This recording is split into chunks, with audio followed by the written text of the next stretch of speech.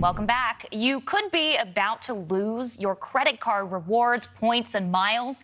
Congress is weighing a new bill that would eliminate funding for those programs and stop many Americans from utilizing their rewards for things like travel, gas, groceries, even cash back.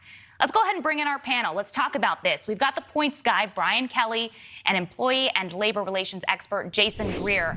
Brian, I am about to book a flight with points. I don't love this one. What should consumers like myself be expecting here?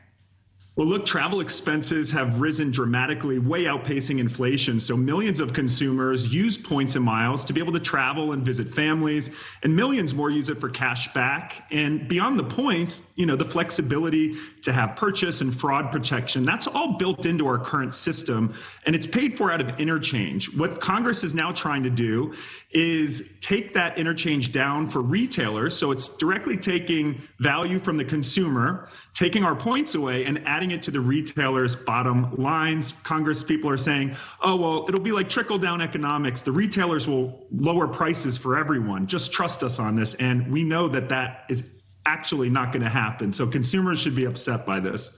And we are, at least I am. Jason, I know you're a huge credit cards rewards fan. What do you think about this? I think it's hot garbage. I travel 200 days out of the year. My Delta Sky Miles Amex card is my best friend. I love the miles. I love the rewards. So all of this stuff that the politicians are telling us and the retailers are telling us that it's going to save us money, it's not going to save us money because it never does. I hate this bill. It makes no sense. Brian, can we do anything here?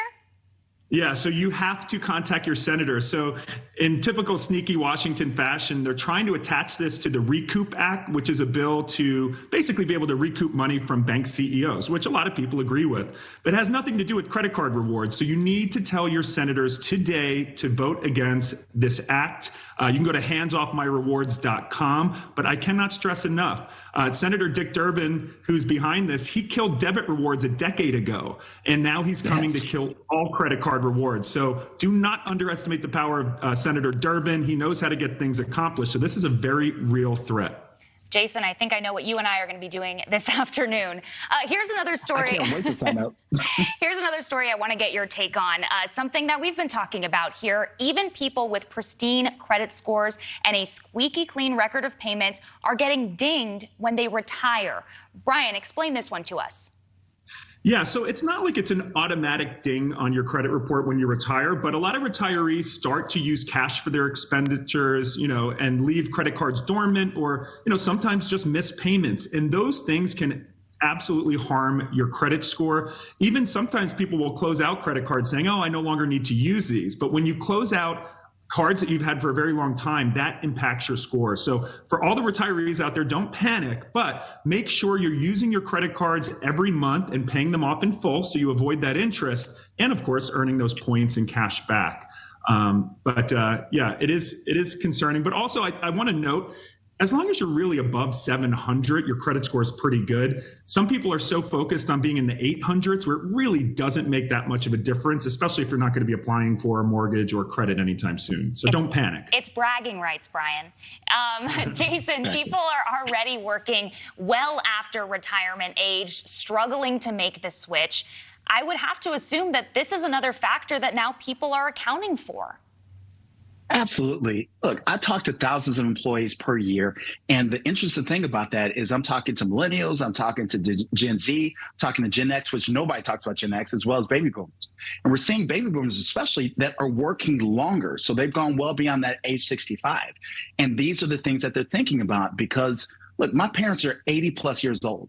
And I will tell you that they were always about their credit score. And I hate to think that in any shape or form, that because prior to retiring, they paid off their house, they paid off all their outstanding loans because their idea was, one, we're not going to be bringing in as much money, but we also want to protect our credit score. So the idea that they did all of the things correctly, but they're still potentially getting hit.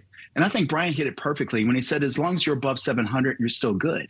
But I'm going to tell you from the perspective of my parents who were always about their credit score, going anywhere near 700 when they're used to their credit score being 800 scares them to death. Sure. I think it's terrible. I do want to really quickly go back to the points of it all because, I'm a network correspondent. I travel a lot. So a huge perk for me is those points. If you take that away, Brian, how do you even pick a credit card anymore now? Incentives are such a huge part of it for so many people. Yeah, and you know what's even more confusing about this and really messed up? This act will force credit card companies to have a bare bones network. So you may still have your, Chase Sapphire card, which is Visa, but then they're going to make Chase put a cheap network as the secondary. And get this, the retailer will get to choose which network to run your purchase on. This is going to sow so much confusion for consumers. My personal take is if you're the consumer buying a product, you should have the say in what credit card and what credit network the purchases run on. So I really cannot stress enough how anti-consumer this bill is, no matter how the politicians try to spin it. And by the way, this is bipartisan. There's bipartisan support for this. So we really need to speak up before they slip this through. We want our points. We want our miles. Brian Kelly, Jason Greer, thanks so much for being part of the conversation. Hey, thanks for having me. Coming up.